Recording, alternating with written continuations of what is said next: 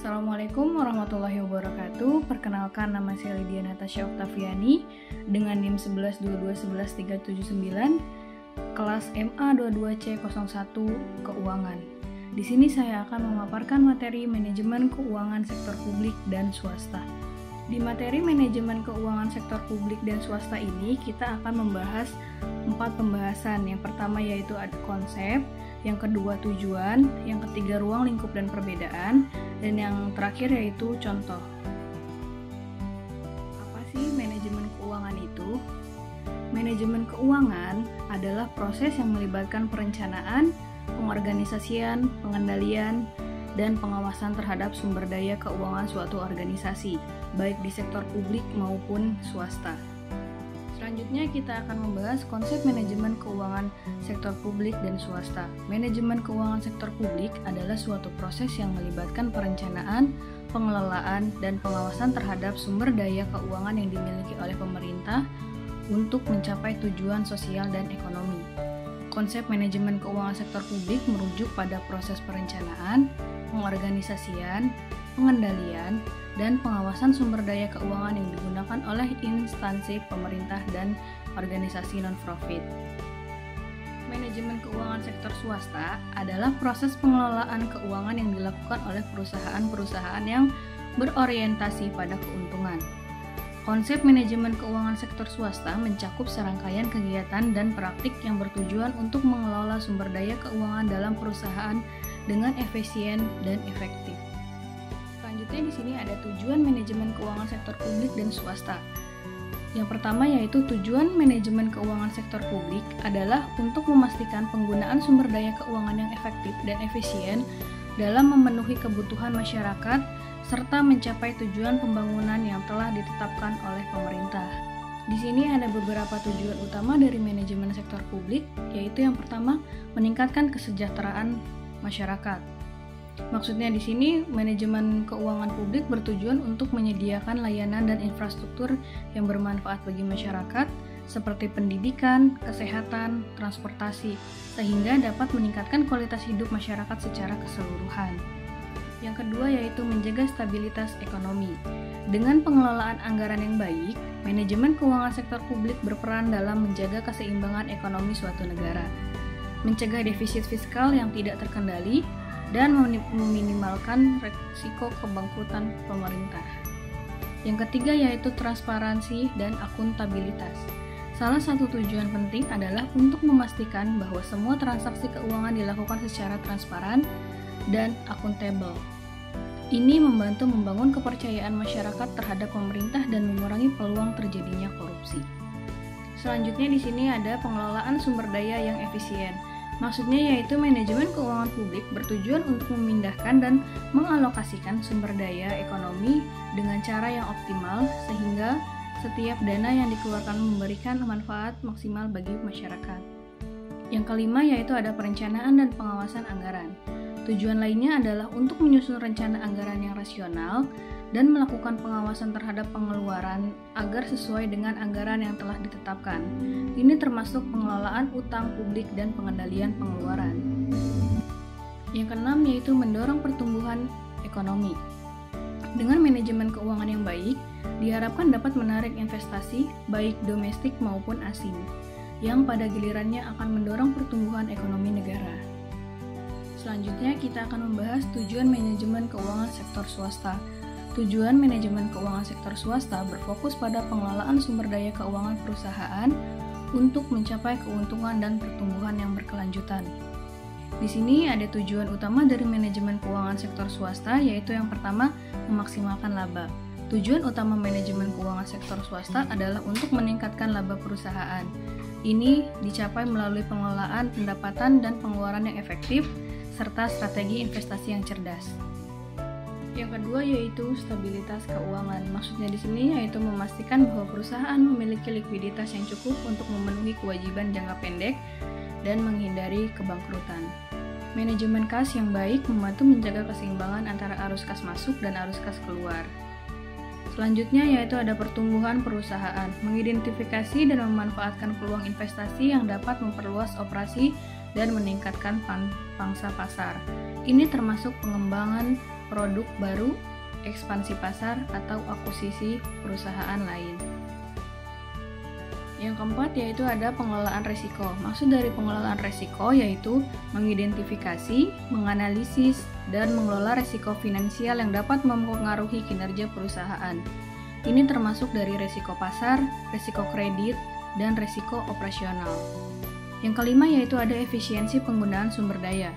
Meningkatkan efisiensi dalam penggunaan sumber daya keuangan untuk meminimalkan biaya dan memaksimalkan hasil. Hal ini mencakup pengendalian biaya dan pengoptimalan investasi. Selanjutnya yaitu ruang lingkup dan perbedaan manajemen keuangan sektor publik dan swasta.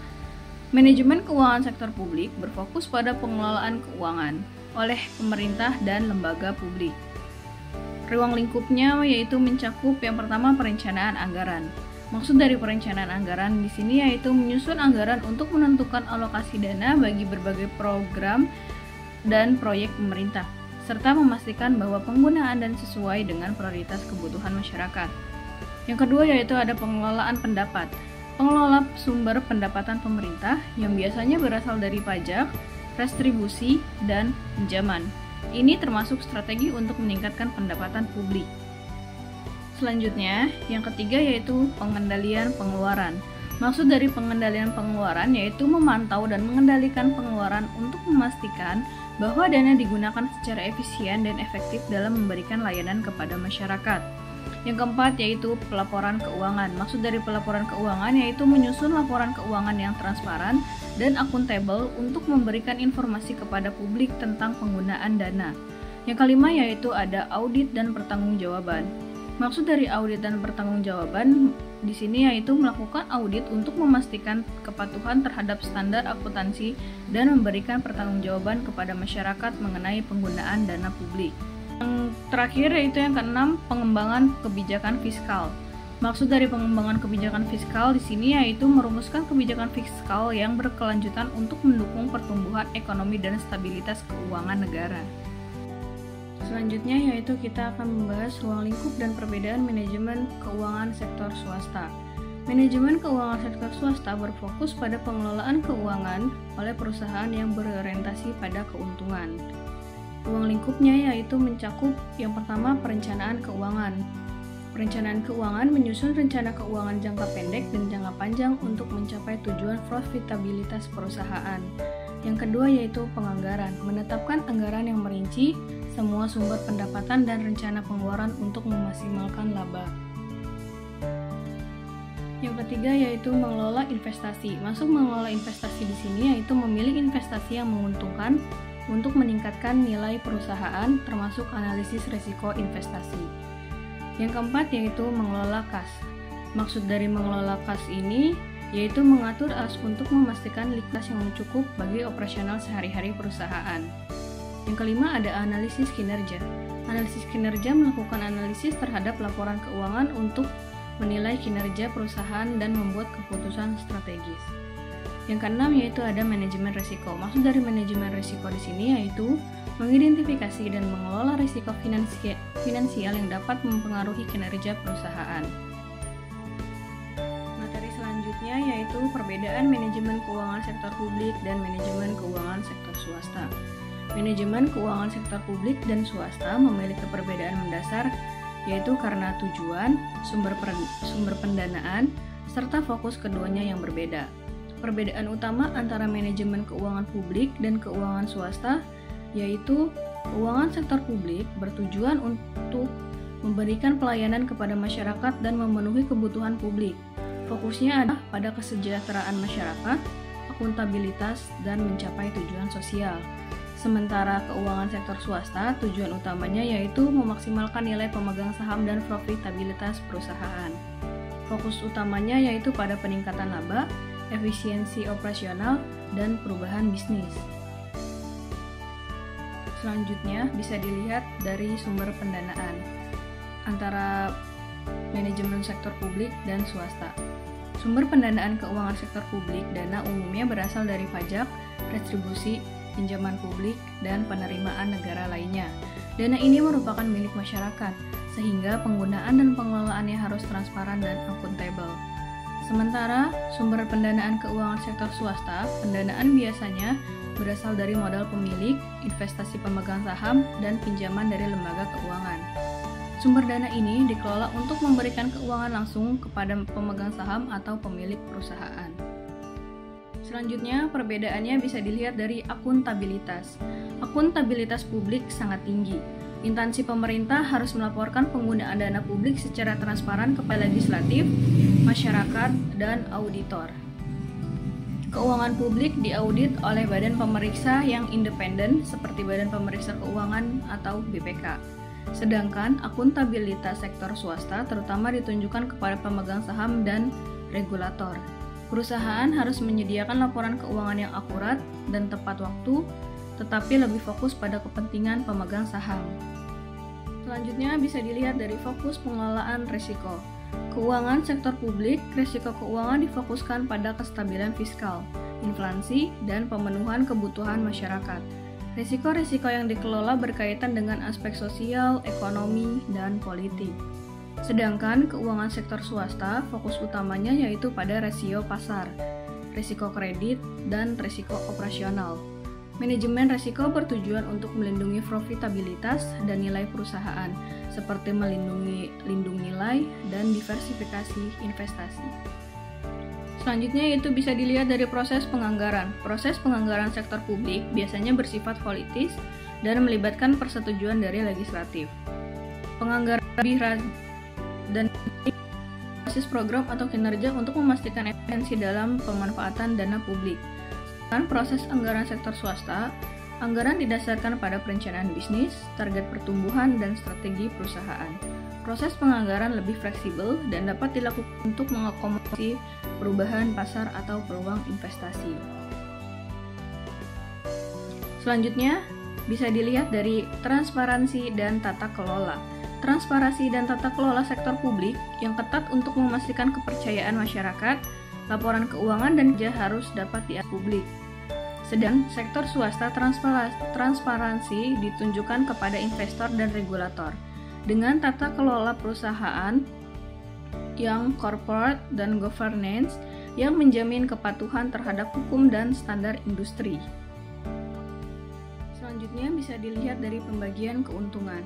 Keuangan sektor publik tidak berfokus pada pembagian keuntungan, karena keuntungan yang dihasilkan misalnya dari BUMN biasanya dikembalikan ke kas negara atau diinvestasikan kembali untuk program publik. Sementara sektor swasta keuntungan didistribusikan kepada pemegang saham dalam bentuk dividen atau diinvestasikan kembali untuk memperbesar skala perusahaan. Selanjutnya yang terakhir yaitu ada contoh manajemen keuangan sektor publik dan swasta. Contoh manajemen keuangan sektor publik yaitu yang pertama ada penyusunan anggaran belanja pemerintah daerah. Pemerintah daerah menyusun anggaran pendapatan dan belanja daerah atau APBD untuk merencanakan penggunaan dana selama 1 tahun anggaran. Anggaran ini mencakup alokasi dana untuk infrastruktur, kesehatan, pendidikan, dan program sosial. Contoh kedua yaitu ada pengelolaan dana bantuan sosial. Pemerintah mengalokasikan dana bantuan sosial atau bansos untuk masyarakat yang kurang mampu, terutama pada masa krisis ekonomi atau pandemi. Misalnya, selama pandemi COVID-19, pemerintah mengalokasikan dana untuk program bantuan langsung tunai atau BLT. Pengelolaan dana ini harus dipantau dengan ketat dan dilaporkan secara transparan untuk memastikan dana tersebut tepat sasaran. Selanjutnya yaitu contoh manajemen keuangan sektor swasta. Dalam contoh ini, perusahaan manufaktur melakukan perencanaan keuangan yang komprehensif, pengelolaan yang efektif, analisis kerja keuangan, pengelolaan investasi, dan manajemen risiko untuk memastikan tujuan keuangan mereka tercapai. Demikian pemaparan materi yang saya sampaikan. Kurang lebihnya mohon maaf. Wassalamualaikum warahmatullahi wabarakatuh. Terima kasih.